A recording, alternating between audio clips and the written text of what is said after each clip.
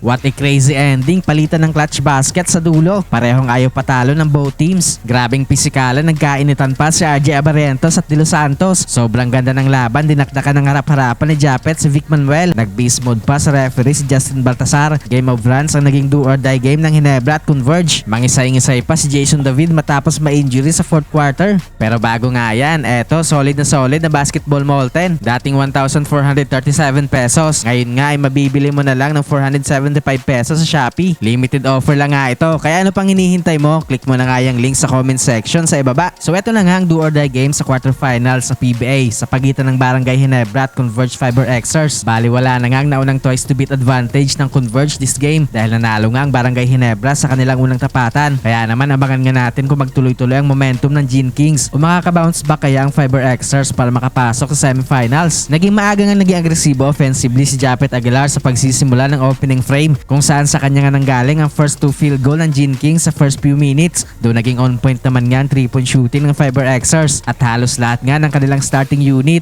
ay merong ambag sa kanilang opensa. Kaya naman bahagya nga nagkaroon ng 6-point lead ang Converge entering the halfway mark na pinangunahan ni King Caralipio na nagkaroon ng 5 early points. Pero nabara naman nga kaagad yan ng Ginebra kung saan napapasok na din nga nila ang kanilang shooting sa labas. Nagkapisikalan pa sina RJ Abarientos at De Los Santos with under 1 minute. Tulakan nga dyan ang dalawang gwardya. Pero agad din naman nga itong nakontrol ng mga referee para hindi na ito lumaki pa. Lamang lang ng 2 puntos ang Converge after ng first frame, 21-19. Second quarter ay biglang ang pumutok dito ang opensa ng Ginebra sa early minutes. Nagsimula nga yan sa naging monster dunk ni Japet Aguilar sa fast break. Hype na hype nga dyan ang buong crowd ng barangay sa loob ng Araneta. After nga dyan ay nagpapaulan na nga ng tres ang Gene Kings, courtesy of Jason David, Norbert Torres at Stephen Holt. Dahil nga dyan ay bahagya nga nagkaroon ng 8-point lead ang Gene Kings sa halfway mark. Pero sa late minutes nga ay biglang nagkaroon ng counter run ng Converge kung saan to make over nga dyan si Concepcion para pangunahan ang kanilang 11-2 run. Dahil nga dyan ay nakuha nga ulit ng Converge ang kalamangan after ng first half, 40-39. Third quarter ay agad nga nagkaroon ng 6 straight points ang Converge sa first few minutes. Kaya naman maaga nga napa-timeout si Coach Tim Cone. Naging maganda naman nga ang kinalabasan ng timeout na yan ni Coach Tim dahil nagkaroon nga ng 6 straight points ang Ginebra sa kanilang dalawang 3-pointers. Naging back and forth na nga ulit ang opensa ng both teams sa halfway mark. Nag-beast mode pa si Balti sa mga referee matapos itong tawagan ng foul kay Rosario. Challenge naman nga ni Coach Delta ang tawag na yan kung saan naging successful naman nga ito. Under 3 minutes ay nakuha na din nga ni RJ Abarientos ang kanyang first field goal this game. Sa kanyang naging wing 3-point shot, taas pa ng tinalon dito ni Scottie Thompson sa pagkuha ng rebound. Nakapag-generate nga ulit ng run ng Ginebra sa late minutes kung saan bigla nga ulit pumutok ang kanilang 3-point shooting. Nagpakita pa ng highlight play sa RJ Abarientos papatapos ng quarter. Iniwanan ang depensa ni De Los Santos sa perimeter. Sabay dipsy doon sa kanyang layup para iwasan ang depensa ni Justin Arana. Lamang na nga ulit ng 8 points ang Barangay Ginebra after ng third frame, 68-60. Fourth quarter ay nakukuha na nga ni RJ Abarientos ang kanyang rhythm offensively. Dumugo pa ang kanyang noo matapos tamaan ni Stockton. Pero paunti-unti ang pagbawas ng Converge sa kalamangan ng Ginebra sa first few minutes. Naibaba nga nila sa 1 puntos ang kalamangan ng Gene Kings. Naging pamatay sunog naman nga itong tres ni RJ Abarientos entering the halfway mark. Nagbigay nga yun ng spark sa opensa ng Gene Kings. Balik na nga sa 6 points ang kalamangan ng Gene Kings matapos ang long 2-point shot ni Norbert Torres. Pero tough break sa Ginebra dahil na-injured pa si Jason David. Mangisay-ngisay nga si Jason David sa sahig sa baseline habang nakahawak sa kanyang kanang braso. Agad nga diniretso sa locker room si Jason David at mukhang hindi nga maganda ang kanyang injury na yan. Nagkaroon nga ulit ng counter run ng Converge hanggang sinetabla na nga ulit nila ang kalamangan matapos ang naging basket ni Concepcion sa 3-minute mark. Doon sa 2-minute mark nga ay nagkaroon ng big 3-point shot si Troy Rosario